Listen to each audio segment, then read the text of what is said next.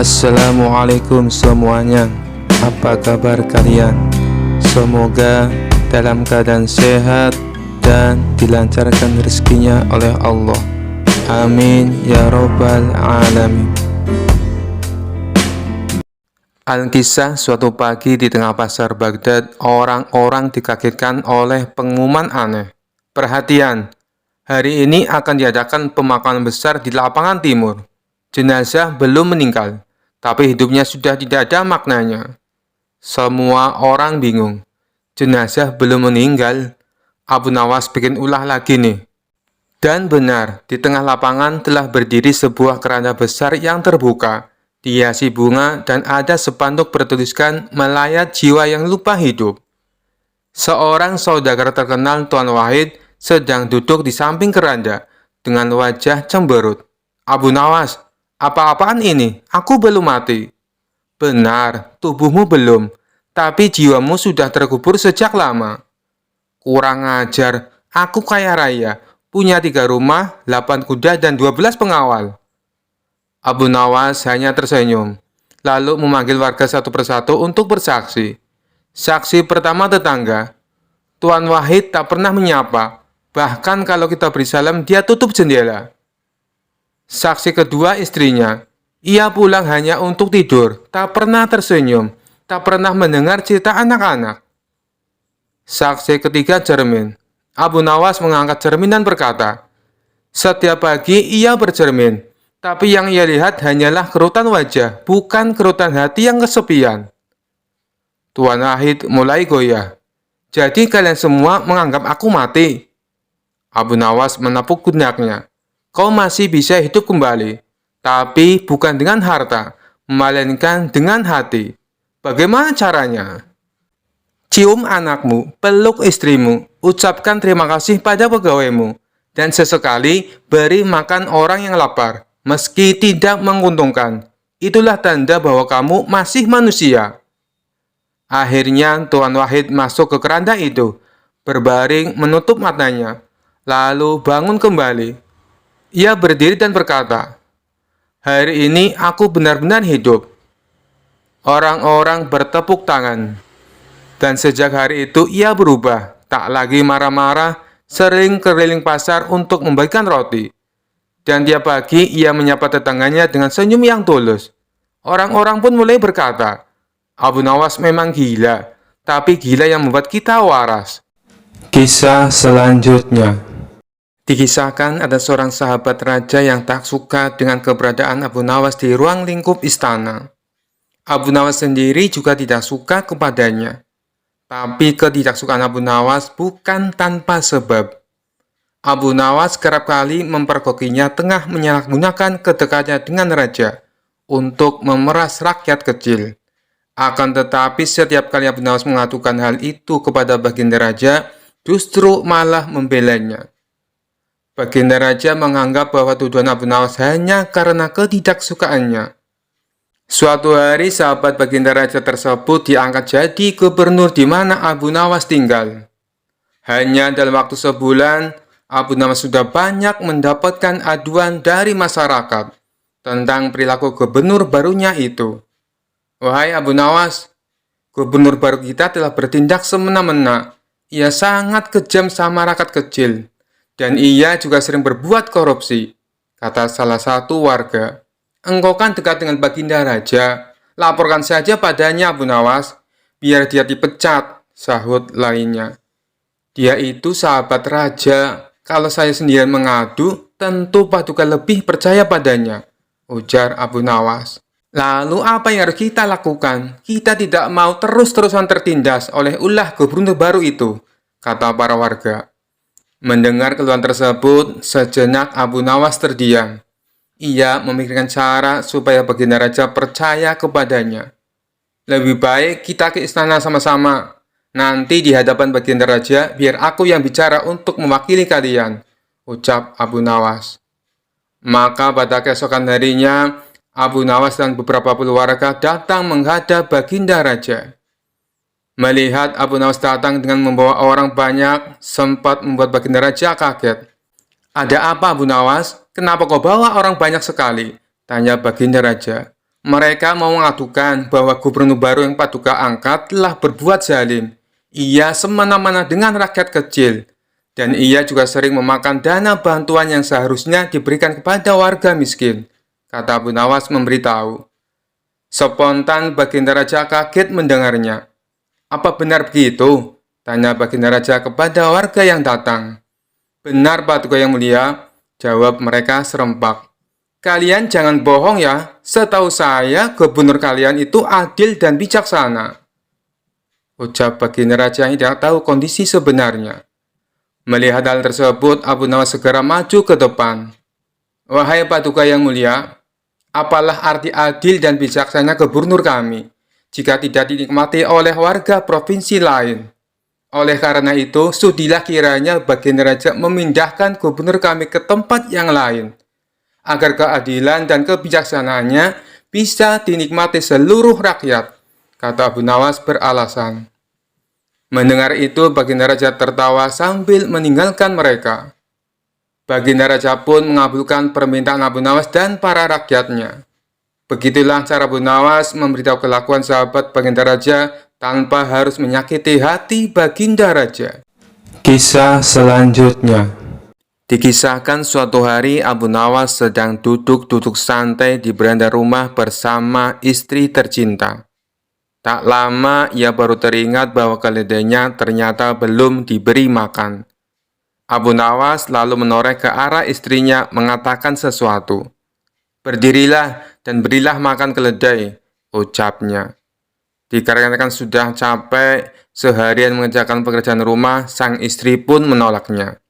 Kamu saja yang berdiri dan berilah makan keledai, balas istrinya. Abu Nawas yang tengah malas tetap bersikukuh tidak mau memberi makan keledainya. Akibat tidak ada yang mau mengalah, pertengkaran dan adu mulut pun akhirnya terjadi.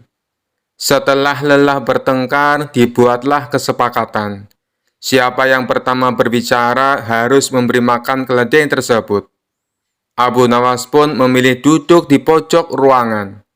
Hingga beberapa jam berlalu, ia masih juga tidak ada suara. Abu Nawas betul-betul tidak bergerak maupun berbicara. Melihat kelakuan suaminya itu, istrinya pun menjadi marah dan meninggalkan Abu Nawas. Sang istri pergi ke rumah tetangga dan menceritakan kelakuan suaminya. Suamimu kan memang keras kepala, lebih baik kamu saja yang mengalah, kata tetangganya menasihati.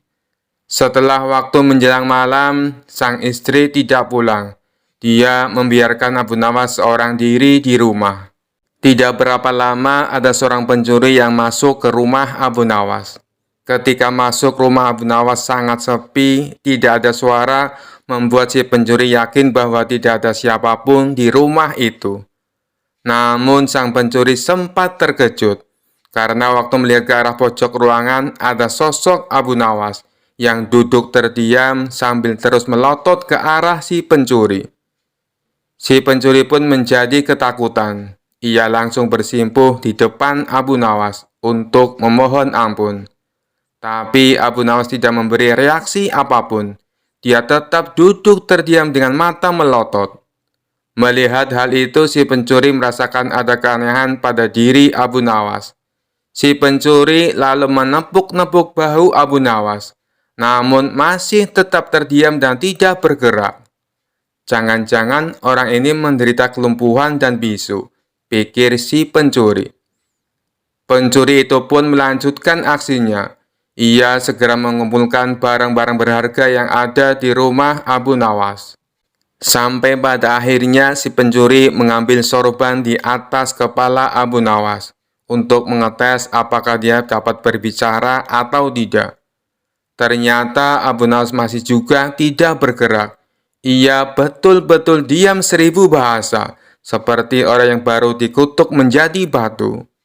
Diuntungkan dengan kondisi demikian, si pencuri juga mengambil sorban Abu Nawas, serta mengambil semua barang berharga. Si pencuri lantas kabur dengan membawa barang curiannya. Tidak lama berselang, masuklah tetangga Abu Nawas dengan membawa semangkok sop panas. Melihat Abu Nawas duduk dan tidak bergerak, tetangganya pun berkata, Aku diutus istrimu untuk membawakan sop ini, karena saat ini kamu pasti lapar." Namun Abu Nawas masih saja tidak mau berbicara. Ia malah menunjuk kepalanya sendiri, agar tetangganya mengerti bahwa dirinya sudah kehilangan sorban, dan rumahnya juga baru saja kemalingan. Tetapi tetangganya tersebut tidak mengerti dengan maksud Abu Nawas. Dia mengira Abu Nawas menyuruhnya untuk meletakkan sop tersebut di atas kepalanya. Saat tetangganya menaruh mangkok di atas kepala Abu Nawas, tentu saja sop mangkoknya langsung terjatuh dan bertetasan mengenai wajah, dagu, hingga badannya. Walaupun seluruh tubuhnya basah dan belepotan, Abu Nawas tetap saja diam dan tak bicara. Melihat tingkah Abu Nawas yang aneh, tetangganya itu langsung pulang untuk memberitahukan kepada istrinya. "Suamimu aneh sekali, dia diam saja, padahal tubuhnya kesiram sop panas, dan isi rumahnya juga kosong semua, sepertinya habis kemalingan," kata si tetangga kepada istri Abu Nawas. Mendengar hal itu, istri Abu Nawas pun segera bergegas pulang ke rumah. Setibanya di sana, istrinya sangat terkejut, sebab isi rumahnya jadi kosong melompong, hanya tersisa meja dan kursi. "Kenapa rumah kita bisa kemalingan? Apa yang sebenarnya terjadi?" tanya sang istri penuh emosi. Alih-alih menjelaskan apa yang terjadi, Abu Nawas malah berkata dengan santainya, "Pergilah dan beri makan keledai. Kamu sudah kalah karena berbicara terlebih dahulu. Jangan keras kepala dan turuti perintah suamimu." Mendengar hal itu, sang istri pun bertambah emosi. Dia langsung melemparkan sandal ke arah Abu Nawas. Kisah selanjutnya. Dikisahkan di suatu kota, ada seorang pendeta muda yang terkenal sombong. Ia selalu merasa dirinya paling pandai dan suka mempermalukan orang di depan umum. Suatu hari, ia mendengar tentang Abu Nawas, seorang yang terkenal cerdik dan penuh akal. Pendeta muda itu berpikir, "Aku harus mempermalukan Abu Nawas di depan semua orang, supaya orang-orang tahu aku lebih pintar." Ia lalu mengatur rencana licik. Pendeta muda mengundang Abu Nawas ke gereja dengan alasan ingin berdiskusi soal ilmu pengetahuan. Karena Abu Nawas dikenal tidak pernah menolak tantangan, ia pun datang ke gereja dengan senyuman. Begitu Abu Nawas masuk, pendeta muda itu berdiri di depan banyak jemaat dan berkata dengan suara lantang, "Abu Nawas, kau adalah tamu di sini, dan sebagai tamu kau harus menjawab 3 pertanyaanku. Jika kau tidak bisa menjawab, maka aku akan menyuruhmu keluar dengan rasa malu." Abu Nawas tetap tenang dan tersenyum. "Baiklah, tanyakan apa saja. Tapi jika aku bisa menjawab, kau harus menyiapkan makan malam yang enak untukku." Pendeta muda setuju dengan penuh rasa percaya diri.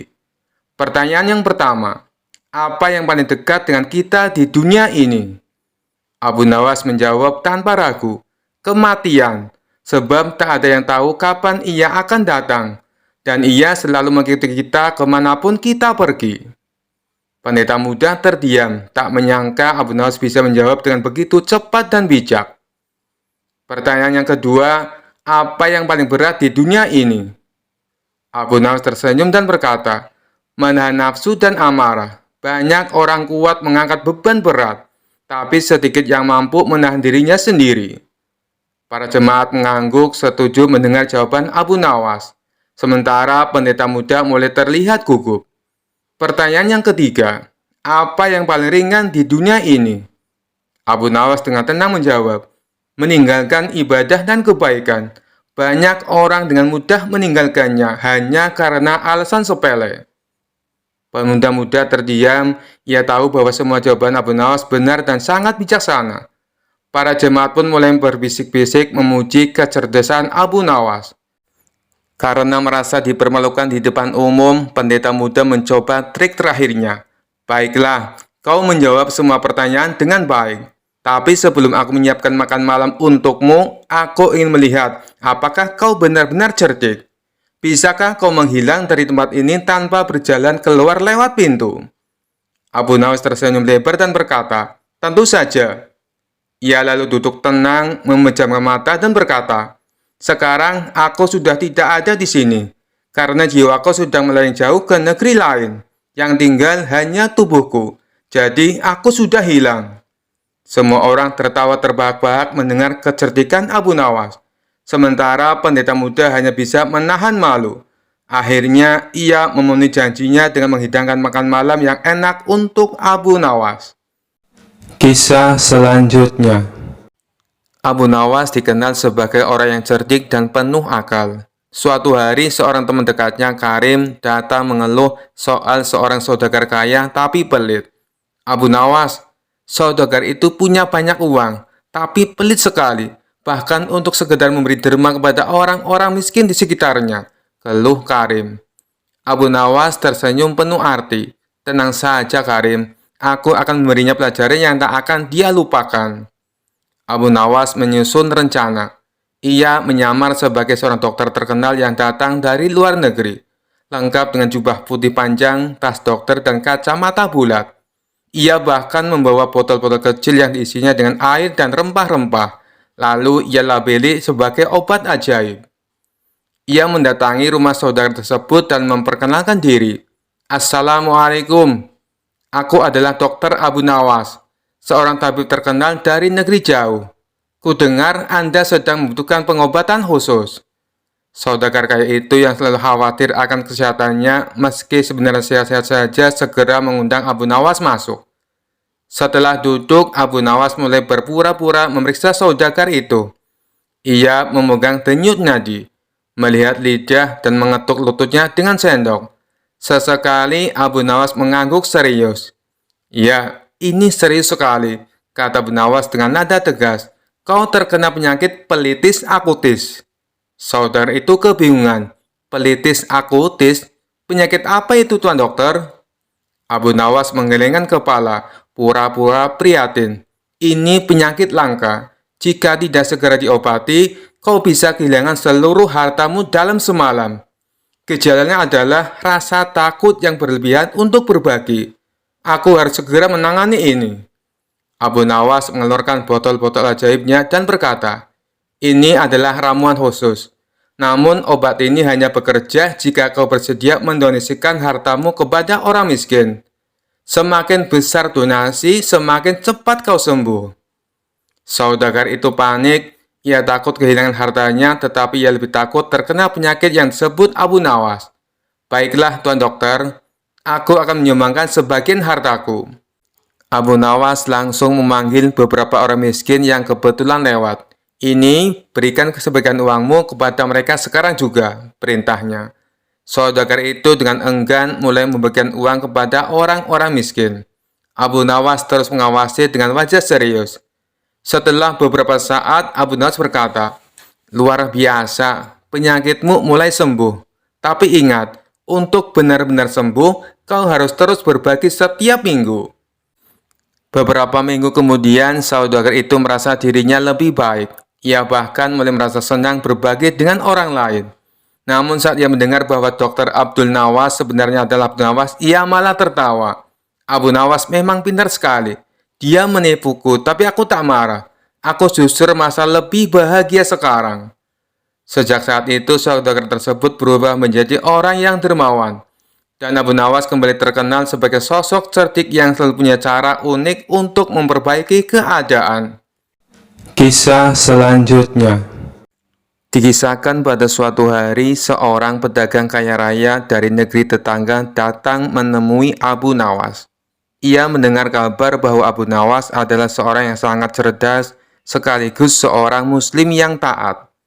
Pedagang itu merasa penasaran apakah Abu Nawas benar-benar sekuat itu memegang keyakinannya. Pedagang itu membawa sebuah koper besar yang berisi emas dan uang. Ia berkata kepada Abu Nawas dengan nada yang sangat meyakinkan, Abu Nawas, aku akan memberikan koper emas ini lengkap dengan seluruh uang di dalamnya. Jika engkau mau meninggalkan agamamu dan mengikuti keyakinanku. Abu Nawas menggaruk-garuk kepalanya seolah-olah sedang berpikir keras. Ia lalu memandangi koper besar itu dengan tatapan yang sangat serius. Koper ini berat sekali. Apa benar isinya emas dan uang? Benar sekali, kata pedagang itu. Semua ini untukmu, asal kau mau berpindah keyakinan. Abu Nawas meminta izin untuk memeriksa koper tersebut. Pedagang kaya itu setuju. Abu Nawas membuka koper tersebut dan melihat emas yang berkeliaran serta uang yang melimpah di dalamnya. Ia tersenyum kecil. "Kau yakin hanya ini syaratnya?" tanya Abu Nawas. "Ya, hanya itu. Mudah bukan?" jawab pedagang kaya itu dengan penuh keyakinan. Abu Nawas tampak berpikir keras. Ia mengelus jenggotnya lalu berkata, "Baiklah, kalau begitu aku setuju. Tapi ada satu syarat dariku." "Apa itu?" tanya pedagang kaya itu dengan penuh harap. Abu Nawas menjawab dengan tenang, "Aku ingin kau menjadi saksi bahwa aku pindah keyakinan dengan sepenuh hati. Tapi sebelumnya, mari kita sholat bersama, agar aku bisa berpamitan kepada Tuhanku untuk terakhir kalinya." Pedagang itu bingung. "Sholat? Mengapa kau perlu sholat? Bukankah kau akan meninggalkan Tuhanmu?" "Ya, tapi aku ingin berpamitan dengan baik. Ini soal sopan santun, kawan. Apalagi Tuhan adalah pemilik segalanya, bahkan emas yang ada di koper ini. Kau tidak ingin aku terlihat tidak sopan, bukan?" Pedagang itu yang tidak tahu harus berkata apa, akhirnya setuju. Abu Nawas pun memimpin sholat. Setelah sholat selesai, Abu Nawas bangkit dengan wajah ceria. "Aku sudah pamit kepada Tuhanku. Tapi kau tahu apa yang terjadi?" "Apa?" tanya pedagang itu. "Tuhanku mengatakan, 'Abu Nawas, apakah kau ingin menukarku dengan koper yang isinya ciptaanku? Kalau begitu, biarkan aku ambil kembali koper itu, karena semua yang ada di dunia ini adalah milikku.' Jadi, aku pikir aku lebih baik tetap bersama Tuhan yang memiliki segalanya daripada bersama koper ini." Pedagang itu tertegun lalu berkata, "Kau memang cerdas, Abu Nawas. Aku menyerah." Abu Nawas tertawa kecil dan mengembalikan koper tersebut. "Bawa koper ini kembali, kawan. Tapi ingat, iman tak bisa dibeli dengan emas atau uang, apalagi dengan koper." Pedagang itu pergi dengan wajah malu, sementara Abu Nawas kembali ke rumahnya sambil tertawa puas. Kisah selanjutnya. Dikisahkan suatu hari Abu Nawas jatuh cinta pada seorang gadis cantik di kampungnya. Setelah memberanikan diri, ia mengutarakan niat untuk melamar gadis tersebut. Sayangnya, calon mertuanya seorang pedagang kaya raya dikenal sangat sombong dan sulit menerima orang miskin. Calon mertua Abu Nawas, Tuan Harun, memandang Abu Nawas dari atas ke bawah dengan tatapan merendahkan. "Jadi, kau ingin menikahi putriku? Apa yang bisa kau tawarkan? Kau bahkan tidak punya harta." Abu Nawas tersenyum santai. "Betul, Tuan. Saya memang tidak punya banyak harta, tapi saya punya sesuatu yang lebih berharga, kecerdasan." Tuan Harun mendengus. "Cerdas? Itu tidak cukup untuk menikahi putriku. Buktikan dulu kecerdasanmu. Kalau kau bisa, aku akan mempertimbangkan." Tuan Harun memberikan tantangan kepada Abu Nawas. "Di halaman belakang ada seekor kambing hitam. Kalau kau bisa membuat kambing itu menjadi putih tanpa mengecatnya, aku akan setuju." Abu Nawas berpikir sejenak lalu tersenyum. "Baik, Tuan. Berikan saya waktu 1 jam." Abu Nawas pergi ke pasar dan membeli sekarung tepung. Ia kembali ke rumah Tuan Harun dan menaburkan tepung itu ke seluruh tubuh kambing hitam. Kini kambing itu tampak putih. Tuan Harun tertawa kecil. "Itu hanya trik bodoh. Kalau tepungnya hilang, kambing itu tetap hitam." Abu Nawas menjawab, "Betul, Tuan. Tapi bukankah hidup ini juga hanya sementara? Warna bisa berubah, harta bisa hilang. Tapi yang penting adalah bagaimana kita menerima keadaan. Bukankah begitu, Tuan?" Tuan Harun tercengang mendengar jawaban Abu Nawas yang filosofis. Tidak puas, Tuan Harun memberikan tantangan kedua. "Kalau kau memang cerdas, buktikan bahwa kau bisa mengubah air menjadi emas." Abu Nawas meminta segelas air. Ia kemudian mengaduknya perlahan sambil berbisik. Setelah beberapa saat, ia menyerahkan gelas itu kepada Tuan Harun. "Silakan minum, Tuan. Air ini akan berubah menjadi emas di dalam tubuh Anda." Tuan Harun bingung. "Apa maksudmu?"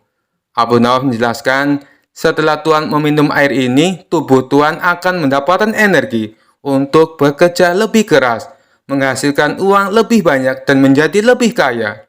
Bukankah itu sama saja dengan mengubah air menjadi emas?"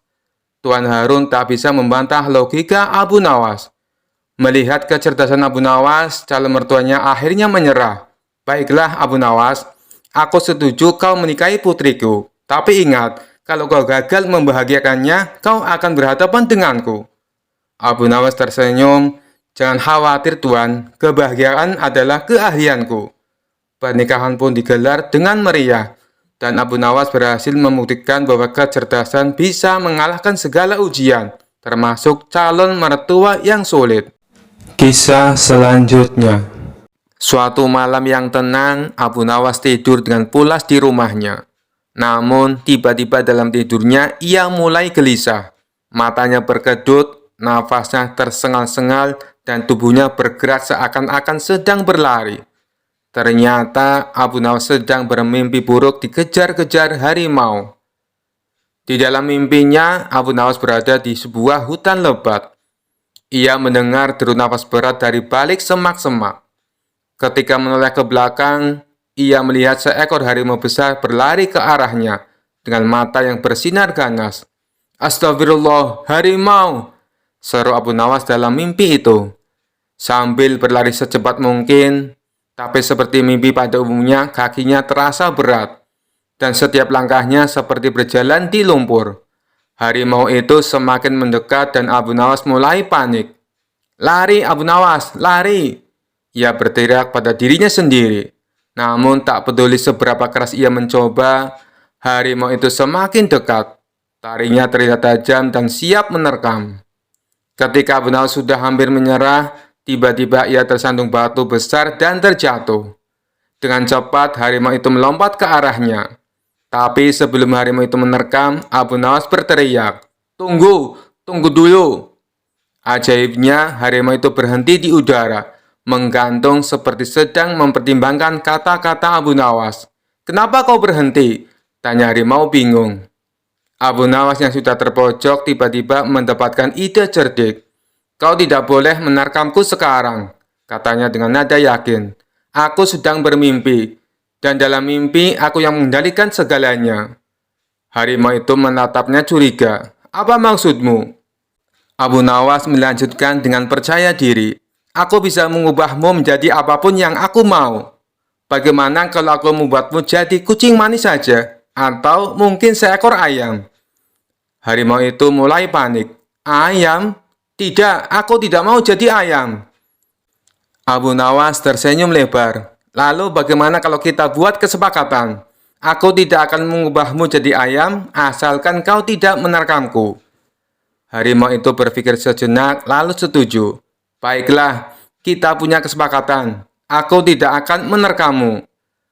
Dengan lega, Abu Nawas mengusap keringat di dahinya. "Bagus, bagus. Sekarang, bagaimana kalau kau pergi dan tinggalkan aku sendirian?" Harimau itu mengangguk, berbalik dan mulai berjalan menjauh. Namun sebelum pergi terlalu jauh, ia menoleh kembali dan berkata, "Ingat Abu Nawas, lain kali kalau kau bermimpi lagi, jangan buat aku marah. Aku tidak suka diancam jadi ayam."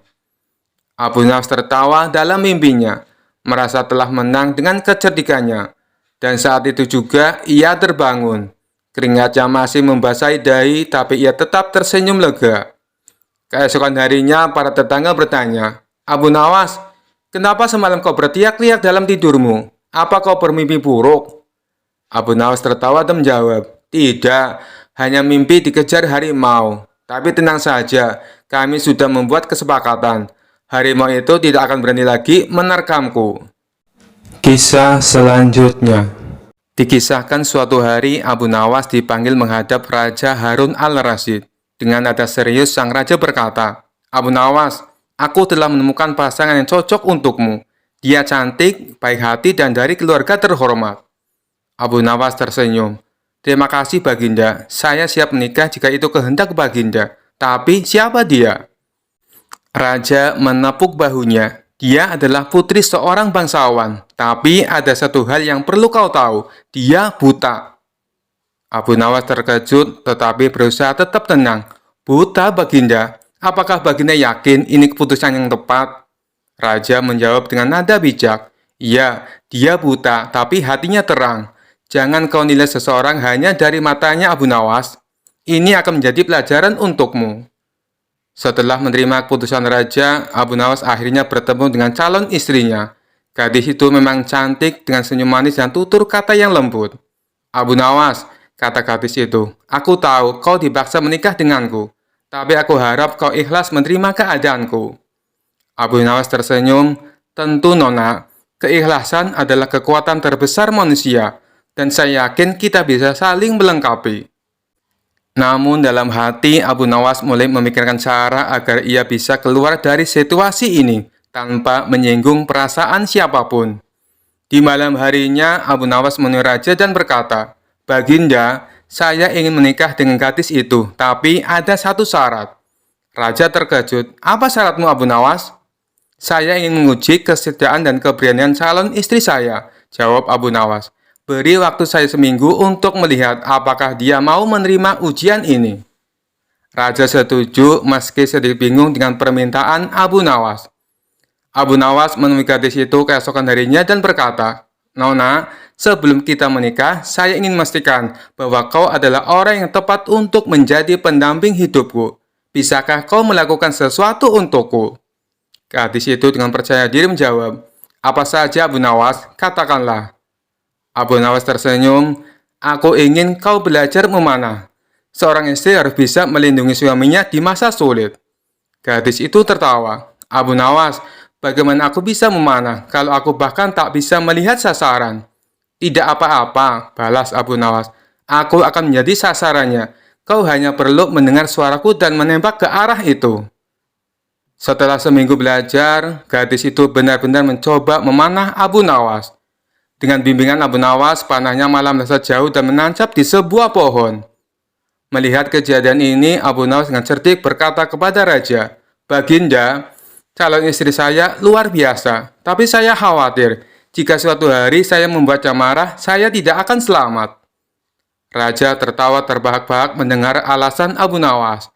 Baiklah Abu Nawas, aku mengerti.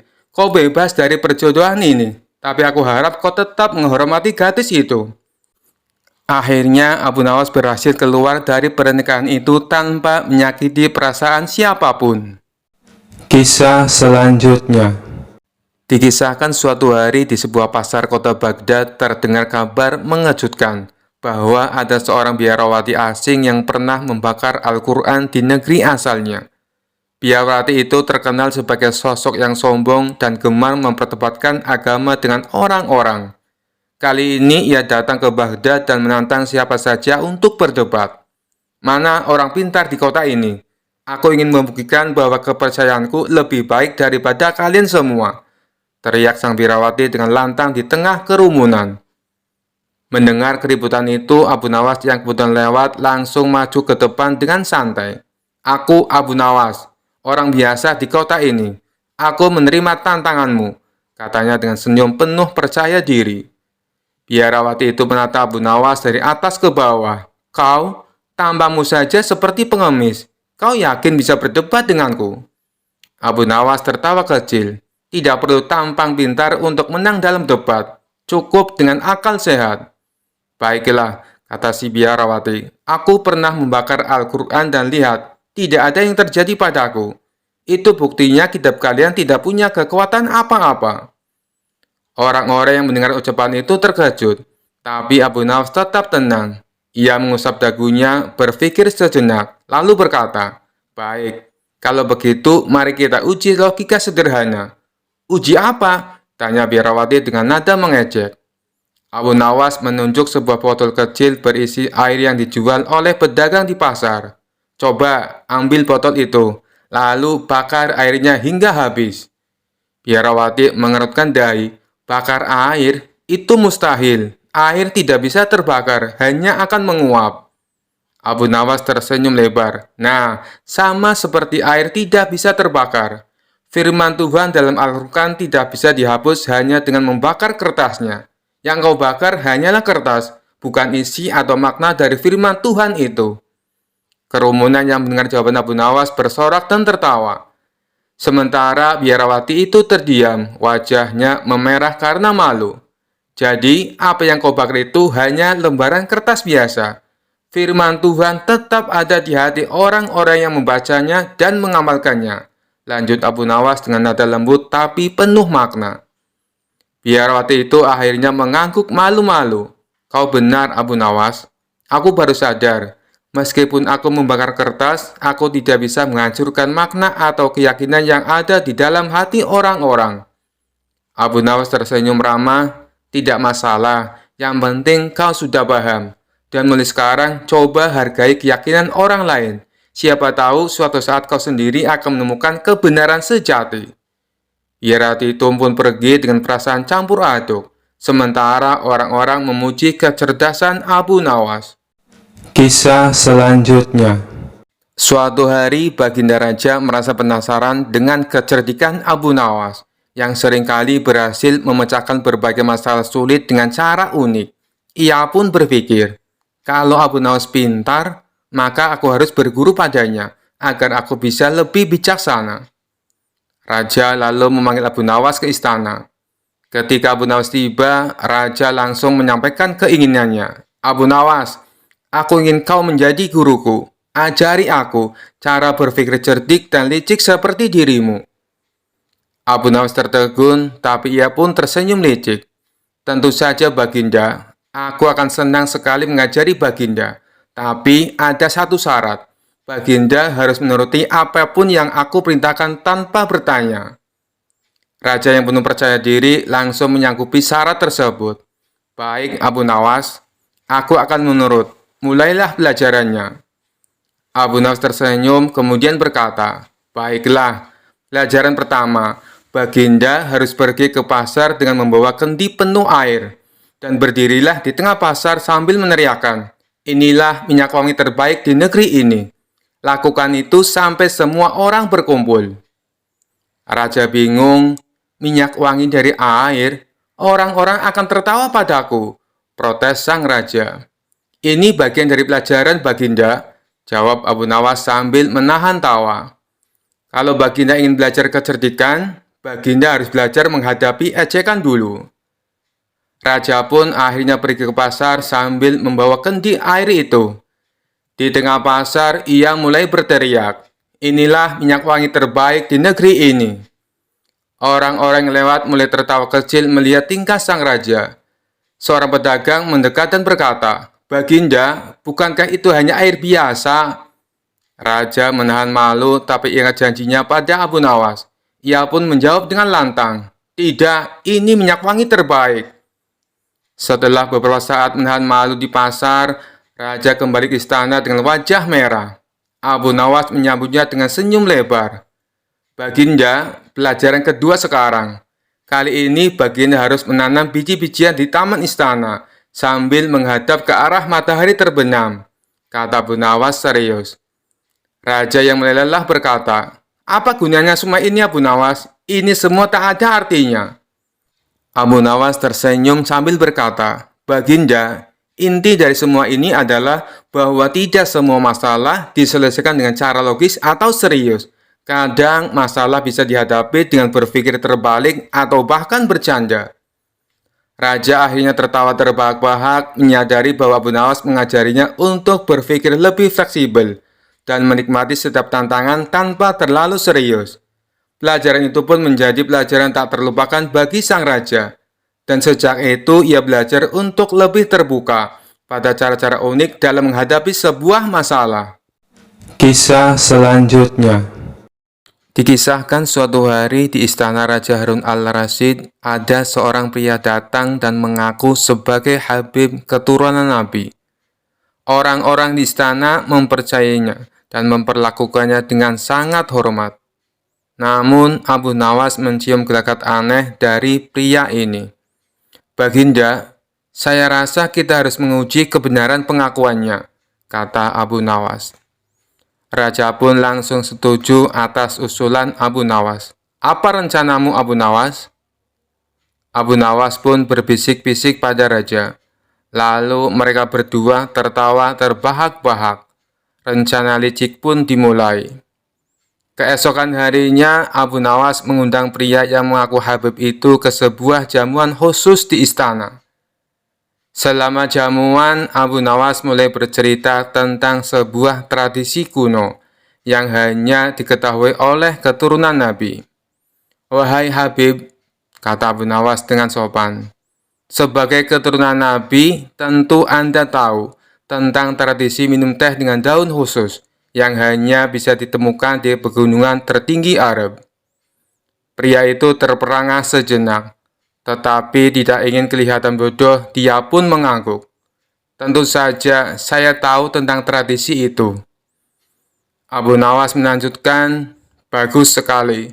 Kebetulan kami baru saja mendapatkan daun tersebut, silakan cicipi tehnya." Seorang pelayan datang membawa teh yang terbuat dari daun biasa, tetapi dicampur dengan sedikit bubuk cabai. Pria itu yang tidak tahu menau langsung meminumnya. Seketika wajahnya berubah merah padam dan ia terbatuk-batuk. "Bagaimana rasanya, wahai Habib?" tanya Abu Nawas. Pria itu berusaha tersenyum meski matanya berair. "Enak sekali, sangat berkhasiat." Raja dan Abu Nawas saling bertukar pandang sambil menahan tawa. Tidak berhenti di situ, Abu Nawas melanjutkan dengan tradisi lain yang lebih aneh. "Sebagai keturunan Nabi, tentu Anda juga tahu tentang tarian sufi yang hanya bisa dilakukan oleh keturunan asli, bukan? Bagaimana jika Anda menari untuk kami?"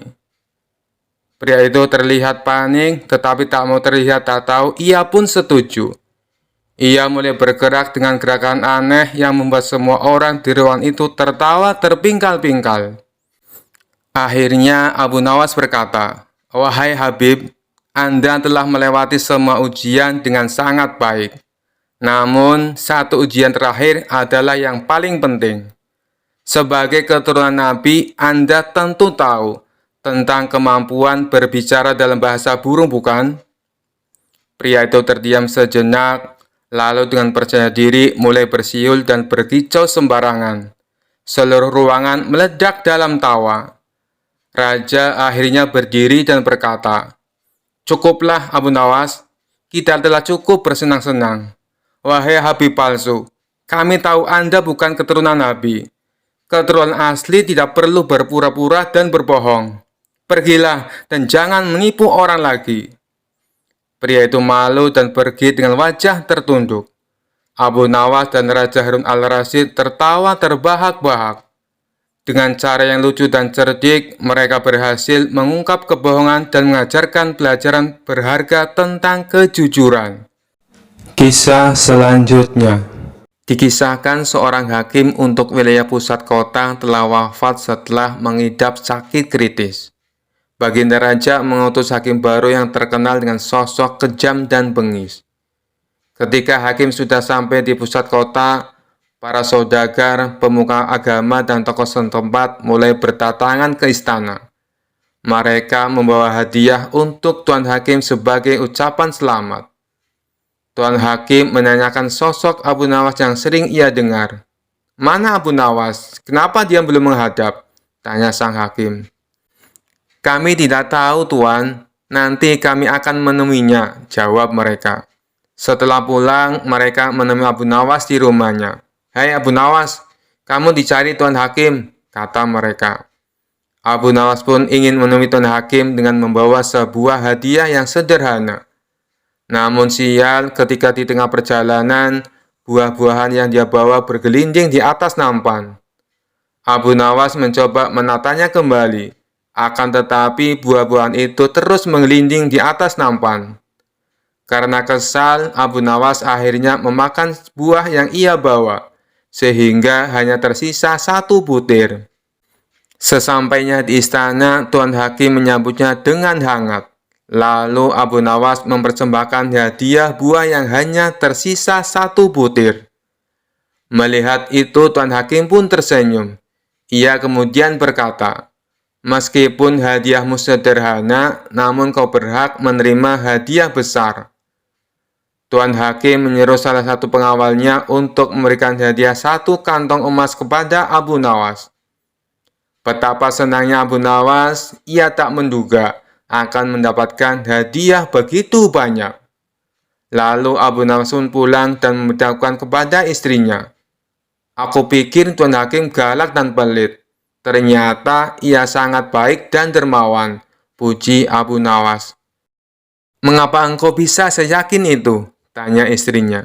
Tadi aku baru dari istananya, dan Tuan Hakim memberiku 1 kantong uang.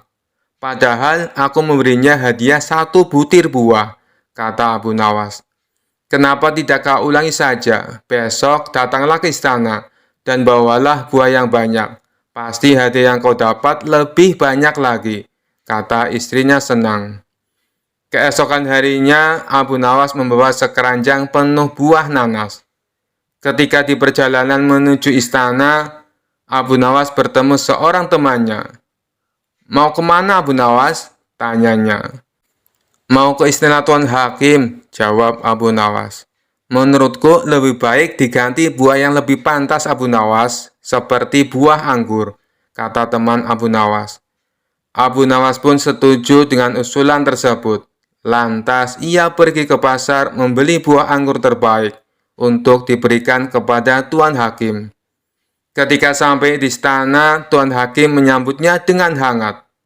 Dan Abu Nawas mempersembahkan buah anggur yang baru saja dibelinya.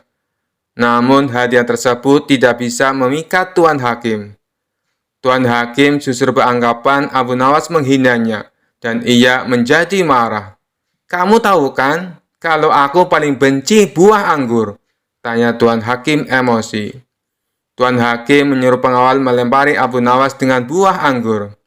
Setiap kali buah anggur mengenai dirinya, Abu Nawas selalu berkata, Alhamdulillah. Melihat hal itu, Tuan Hakim menjadi heran. Kenapa kamu mengucap Alhamdulillah? Padahal aku sedang menghukum kamu, ucap Tuan Hakim. Dengan polosnya, Abu Nawas menjawab, sebab pada awalnya aku akan membawa sekeranjang buah nanas. Untungnya ada temanku yang menyarankan supaya membawa buah anggur saja. Coba, kalau yang dilempar buah nanas, tentu akan membuat kepalaku memar dan hidungku patah. Bagaimana aku tidak bersyukur kepada Allah atas keselamatanku? Lanjut Abu Nawas. Spontan Tuan Hakim tertawa terpingkal-pingkal mendengar alasan Abu Nawas. Dan ia pun mempersilakan Abu Nawas untuk pulang. Kisah selanjutnya. Di sebuah desa ada seorang dukun yang terkenal sangat sakti. Konon katanya dia bisa memanggil hujan, membuat orang hilang, dan bahkan berbicara dengan jin. Namanya Mbah Guntur. Suatu hari kabar tentang kesaktian Mbah Guntur sampai ke telinga Abu Nawas. Teman-teman Abu Nawas mendorongnya untuk menantang Mbah Guntur.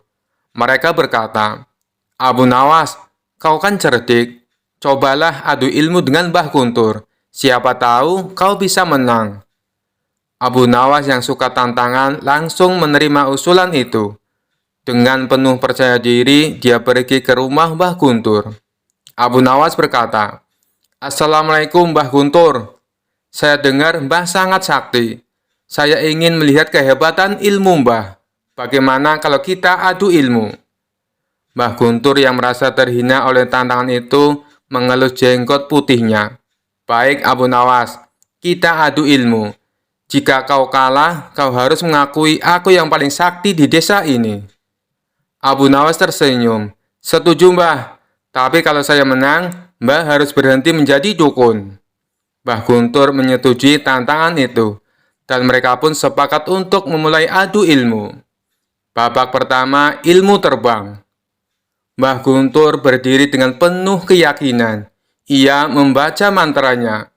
Dan tiba-tiba tubuhnya terangkat ke udara. Orang-orang yang menonton bersorak kagum. Wah, hebat sekali Mbah Guntur, bisa terbang. Abu Nawas mengamati dengan tenang. Setelah Mbah Guntur mendarat, Abu Nawas tersenyum. Dia melangkah ke depan dan berkata, Mbah, lihat aku bisa terbang lebih tinggi. Dengan percaya diri, Abu Nawas naik ke pohon besar di dekatnya, memanjat sampai ke puncak. Dari atas pohon, dia berteriak, lihat aku, lebih tinggi dari Mbah. Orang-orang tertawa terbahak-bahak melihat kelicikan Abu Nawas. Mbah Guntur tersenyum kecut, tapi dia tidak pernah menyerah. Babak kedua menghilangkan orang. Mbah Guntur lalu menantang Abu Nawas lagi. Sekarang, lihat aku akan membuat orang hilang. Ia memanggil salah satu penduduk desa, membaca mantranya, dan dalam sekejap orang itu hilang dari pandangan. Orang-orang tercengang, tak ada yang tahu kemana orang itu pergi. Abu Nawas terdiam sejenak, lalu dengan cepat dia berdiri dan berkata, "Wah, hebat sekali, Mbah. Tapi aku bisa membuat lebih banyak orang hilang." Abu Nawas lalu berdiri di tengah kerumunan dan berteriak, "Orang-orang, pulanglah ke rumah masing-masing, sekarang juga." Dalam beberapa menit, semua orang di tempat itu pergi. Abu Nawas tersenyum dan berkata, "Lihat, Mbah, aku telah membuat seluruh desa hilang." Mbah Guntur semakin bingung melihat kelicikan Abu Nawas. Namun, ia masih punya satu ilmu pamungkas. Babak ketiga berbicara dengan jin. Mbah Guntur kemudian berkata, "Sekarang aku akan menunjukkan ilmu tertinggi. Aku bisa berbicara dengan jin." Ia mulai membaca mantranya lagi, dan tiba-tiba terdengar suara gemuruh dari dalam tanah. "Ini suara jin pelindungku," kata Mbah Guntur sambil bangga. Abu Nawas mengangguk dengan tenang. Ia menempuk-nempuk tanah sambil berbisik, "Hei jin, bantu aku sedikit ya." Tentu saja tidak ada yang terjadi. Tapi kemudian Abu Nawas berteriak, "Jin, jika kamu benar-benar ada, tolong bawa Mbah Guntur ke pasar dan beli sebakul sayur." Orang-orang tertawa terbahak-bahak mendengar permintaan aneh Abu Nawas. Bahkan Mbah Guntur mulai tertawa, karena ia sadar bahwa Abu Nawas telah mempermainkannya. Abu Nawas lalu berkata, "Mbah, tidak usah susah-susah bicara dengan jin. Kalau butuh sayur, tinggal pergi ke pasar sendiri." Mbah Guntur tak bisa menahan tawanya lagi. Ia mengakui kekalahan dan berkata, "Abu Nawas, kau memang bukan orang biasa. Ilmumu bukan ilmu sihir, tapi ilmu kelicikan yang tak terkalahkan." Dengan itu, Mbah Guntur berhenti jadi dukun.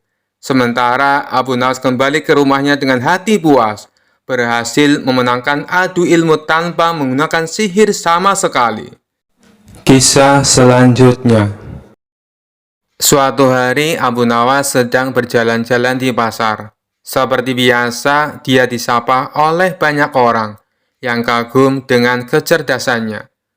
Namun, hari itu, seorang pria bisu datang mendekat dan mulai menggerak-gerakkan tangan dan wajahnya dengan ekspresi marah, seolah-olah mengajak Abu Nawas untuk berdebat. Abu Nawas yang terkenal cerdik dan humoris segera menyadari tantangan unik ini. Dia tidak bisa mengabaikan ajakan berdebat tersebut, meskipun lawannya tidak bisa berbicara. Maka dia pun berusaha menanggapi dengan isyarat dan gerakan. Pria bisu itu mengacungkan satu jari ke arah Abu Nawas. Abu Nawas berpikir sejenak, lalu mengacungkan dua jari sebagai balasan. Orang-orang di sekitar mulai berkumpul penasaran dengan apa yang sedang terjadi. Pria bisu itu kemudian mengacungkan tiga jari, dan Abu Nawas dengan tenang mengangkat kepalan tangannya. Orang-orang mulai tertawa, tetapi mereka masih tidak mengerti apa yang sedang mereka bicarakan. Pria bisu itu kemudian membuat gerakan melingkar dengan tangannya, seolah-olah menggambarkan dunia. Abu Nawas menjawab dengan menunjuk ke tanah. Pria bisu itu menggelengkan kepala dengan keras, lalu menunjuk ke langit. Abu Nawas tersenyum dan mengangguk. Setelah beberapa menit, pria bisu itu tampak bingung. Kemudian dia mengangguk dan pergi. Orang-orang di sekitar bertepuk tangan dan tertawa, terhibur oleh pertunjukan yang baru saja mereka saksikan. Seorang teman Abu Nawas yang penasaran bertanya, "Abu Nawas, apa sebenarnya yang kalian bicarakan tadi? Itu terlihat seperti perdebatan yang sangat serius." Abu Nawas tertawa dan menjelaskan, "Awalnya dia mengacungkan satu jari. Artinya, dunia ini hanya ada satu Tuhan. Saya menjawab dengan dua jari. Artinya, Tuhan menciptakan dua alam, dunia, dan akhirat. Kemudian dia mengacungkan 3 jari, yang artinya adalah 3 unsur utama, manusia, hewan, dan tumbuhan. Saya menjawab dengan kepalan tangan, yang berarti kita semua berada di bawah kekuasaan Tuhan yang satu. Ketika dia menggambarkan dunia dengan tangannya, saya menjawab dengan menunjuk ke tanah. Artinya segala sesuatu berasal dari bumi. Ketika dia menunjuk langit, saya setuju bahwa Tuhan mengawasi kita dari atas. Pada akhirnya, dia menyadari bahwa kita berdua memiliki pemahaman yang sama, dan perdebatan selesai. Semua orang tertawa terbahak-bahak mengagumi kecerdikan Abu Nawas. Bahkan pria bisu itu kembali dan memberi isyarat jempol kepada Abu Nawas sebagai tanda penghormatan. Kisah selanjutnya. Dikisahkan suatu malam, Baginda Raja Harun al-Rasyid bermimpi dalam tidurnya bertemu seorang lelaki tua. Lelaki itu berpesan kepada Baginda Raja, jika negeri yang dipimpinnya akan dilanda musibah hebat. Oleh karena itu, agar dapat menghindari bencana tersebut, ia harus mengusir seorang penduduk negerinya yang bernama Abu Nawas. Keesokan harinya setelah terbangun, Baginda Raja mulai gelisah. Sang raja galau karena teringat mimpi yang dialaminya semalam. Raja kemudian memerintahkan kepada pesuruhnya untuk menghadirkan Abu Nawas ke istana. Abu Nawas pun akhirnya berada di istana.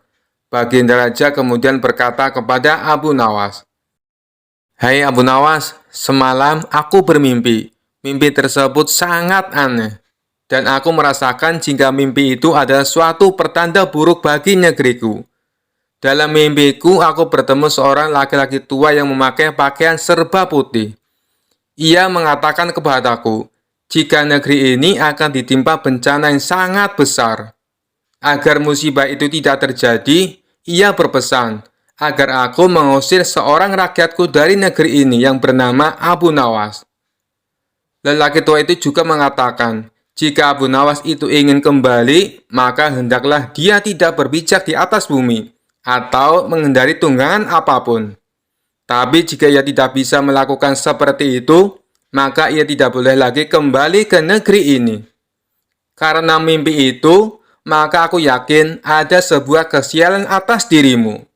Sehingga aku memutuskan untuk mengusirmu dari negeri ini," kata Baginda Raja. Setelah mendengar perintah Baginda Raja atas pengusiran dirinya, perasaan Abu Nawas berkecamuk dan galau. Abu Nawas kemudian meninggalkan istana dan kembali ke rumah. Ia menceritakan kepada istrinya tentang apa yang telah dititahkan raja kepadanya. Istrinya pun merasa sangat sedih mendengar cerita Abu Nawas. Abu Nawas kemudian langsung pergi meninggalkan keluarganya dengan membawa bekal seadanya. Ketika dalam perjalanan, ia terus memohon kepada Allah agar diberi petunjuk. Abu Nawas terus memutar otaknya agar dapat keluar dari masalah itu. Abu Nawas terus berjalan tanpa tujuan hingga sampai di sebuah negeri. Selama beberapa hari di negeri itu, ia terus berpikir bagaimana cara ia kembali ke negeri Baghdad tanpa melanggar apa yang dipesankan raja kepadanya, yaitu tidak boleh menginjak bumi dan tidak boleh mengendari tunggangan apapun. Bukan Abu Nawas namanya jika ia memiliki keputusasaan dan kebuntuan dalam berpikir. Abu Nawas tidak berputus asa atas segala masalah yang telah menimpanya, meskipun alasannya membuat ia diusir sama sekali tidak masuk akal. Ia menerimanya dengan ikhlas, selalu berdoa kepada Allah dan berpikir untuk bisa keluar dari setiap masalah yang menimpanya. Singkat cerita, pada suatu hari ia merasakan rindu yang begitu berat kepada keluarganya. Sayangnya, ia belum menemukan cara untuk kembali. Hingga pada suatu hari, tiba-tiba dia menemukan sebuah cara yang sangat masuk akal dan tidak membuatnya melanggar perintah sang raja. Setelah ia menemukan cara tersebut, Abu Nawas segera mempersiapkan segala sesuatu dan bersiap untuk kembali ke kampung halamannya di Baghdad. Akhirnya, kabar kembalinya Abu Nawas mulai viral dan tersebar hingga ke telinga Baginda Raja. Kepulangan Abu Nawas disambut gembira oleh beberapa warga karena kecintaan mereka kepada Abu Nawas. Baginda Raja pun ikut senang, akan tetapi kali ini dalam suasana yang berbeda. Jika rakyat merasa senang karena mereka menyukai Abu Nawas, Baginda Raja senang karena kali ini ia dapat leluasa memberi hukuman kepada Abu Nawas. Baginda Raja berpikir Abu Nawas akan mustahil dapat kembali tanpa berpijak pada bumi atau menunggangi sesuatu. Hingga akhirnya tibalah Abu Nawas di istana dan menghadap Baginda Raja. Kehadirannya di istana membuat Baginda Raja dibuat kaget, lantaran melihat Abu Nawas bergelantungan mengikat dirinya di bawah seekor keledai. Kemudian Abu Nawas berkata kepada Baginda Raja, "Wahai Baginda Raja, bukankah engkau telah mengusirku dari negeri ini dan melarangku kembali dengan berjalan memijak bumi dan tidak boleh menunggang apapun? Oleh sebab itu, aku telah kembali dengan tidak memijak pada bumi dan tidak pula menunggang apapun, kecuali aku bergelantungan di bawah perut keledai." Melihat kedatangan Abu Nawas dan alasan yang diberikannya membuat Baginda Raja merasa masuk akal dan sangat memuaskan. Akhirnya Abu Nawas bisa kembali ke rumah bersama keluarganya tanpa mendapat hukuman dari Baginda Raja. Sekian dulu perjumpaan kita kali ini. Sampai bertemu lagi di kisah-kisah selanjutnya. Terima kasih yang sudah subscribe dan setia menonton channel ini. Wassalamualaikum warahmatullahi wabarakatuh.